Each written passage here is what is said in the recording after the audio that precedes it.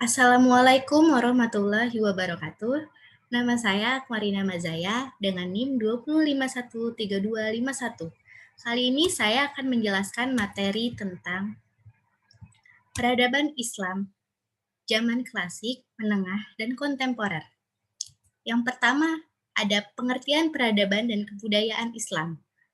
Peradaban berasal dari bahasa Arab, yaitu adab berarti sopan santun, tata krama, moral, dan nilai-nilai yang dianggap baik oleh masyarakat. Namun, karena baik buruk dalam masyarakat itu subjektif, sejak kedatangan Islam, baik dan buruk dikonstruksi berdasarkan benar atau salah, berdasarkan ketentuan atau ketetapan Allah. Agama berfungsi untuk membimbing manusia dalam mengembangkan akal budinya sehingga menghasilkan kebudayaan. Sedangkan kebudayaan Islam adalah hasil olah akal budi, cipta, rasa, karsa, dan karya manusia yang berlandaskan nilai-nilai tauhid. Yang kedua, periodisasi peradaban Islam. Yang pertama ada periode klasik, dibagi ke dalam dua fase. Pertama adalah fase ekspansi, integrasi, dan pusat kemajuannya itu pada tahun 650 sampai 1000 Masehi.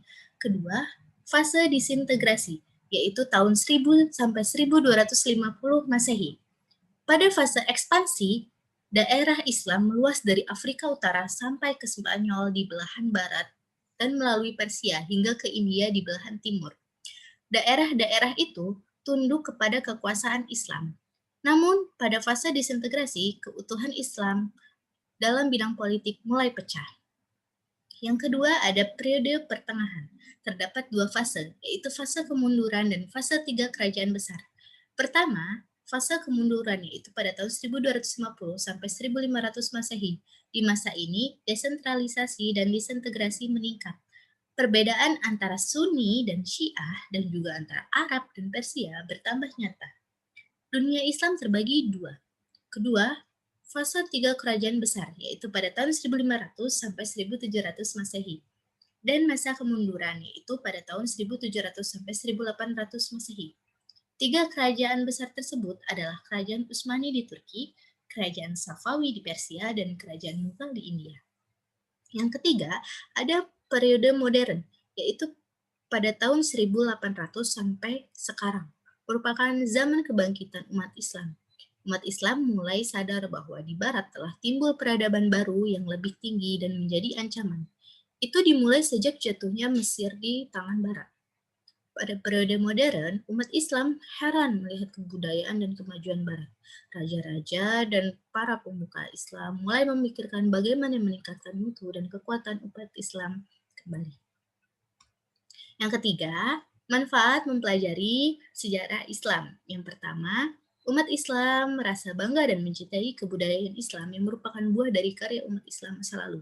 Yang kedua, umat Islam mampu berpartisipasi memelihara peninggalan-peninggalan sejarah umat terdahulu dengan cara mempelajari dan mengambil manfaat dari peninggalan sejarah umat terdahulu, baik dari segi peninggalan benda-benda maupun berupa ilmu pengetahuan. Yang ketiga, meneladani perilaku dan hasil karya dari umat-umat terdahulu.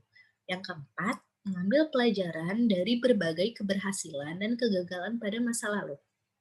Yang kelima, memupuk semangat dan motivasi untuk meningkatkan prestasi yang telah diraih umat terdahulu, serta mengembangkannya di kehidupan sekarang dan masa depan. Yang kedua, ada peradaban Islam di masa kini dan masa depan. Islam dan modernisme. Modernisme Islam adalah sebuah pergerakan yang mencoba merukunkan agama Islam dengan nilai-nilai modern dari Barat seperti nasionalisme, demokrasi, hak-hak sipil, rasionalitas, kesetaraan, dan perjuangan sosial.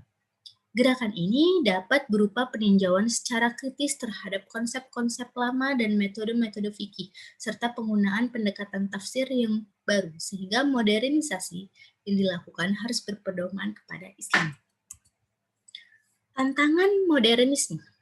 Yang pertama, rasionalisme, yaitu akan menyebabkan dipertanyakannya sejumlah nilai yang berkembang di doktrin-doktrin agama.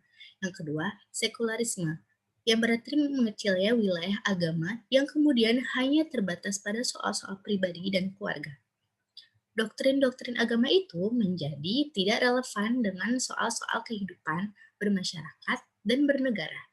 Yang ketiga, terdesaknya nilai-nilai idealisme oleh pragmatisme, nilai-nilai kebersamaan oleh individualisme, serta nilai-nilai sakral atau suci. Selanjutnya ada Islam dan iptek. Pada hakikatnya, ilmu pengetahuan teknologi berasal dari Allah Subhanahu wa Ta'ala. Maka penggunaannya pun harus bertujuan untuk ibadah, yakni mengupayakan terciptanya kenyamanan dan kesejahteraan dalam hidup, baik secara material maupun spiritual. Juga harus membawa manusia untuk semakin dekat, beriman dan bertakwa kepada Allah Subhanahu wa Ta'ala. Karena melalui berbagai teori ilmu pengetahuan yang diperoleh dari hasil pengamatan, penelitian, dan percobaan terhadap berbagai fenomena yang merupakan bagian dari tanda kekuasaannya. Allah Subhanahu wa Ta'ala mengajarkan kita untuk selalu mengembangkan iptek sesuai dengan ajarannya yang terkandung dalam firman Allah.